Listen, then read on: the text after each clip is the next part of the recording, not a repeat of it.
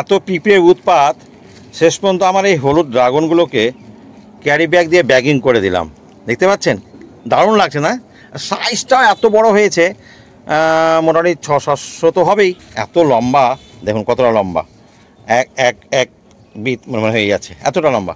এই গাছটাতে আমার 3টে হয়েছে, এই সাইডে একটা রয়েছে, এটা একটু ছোট আছে। আর লালগুলো তো দেখেছেনই আপনারা, এই যে লাল বেশ কয়েকটাই হয়েছে, দেখতেই পাচ্ছেন। তো যাই হোক বন্ধুরা, আপনাদের কেমন ফলাচ্ছেন?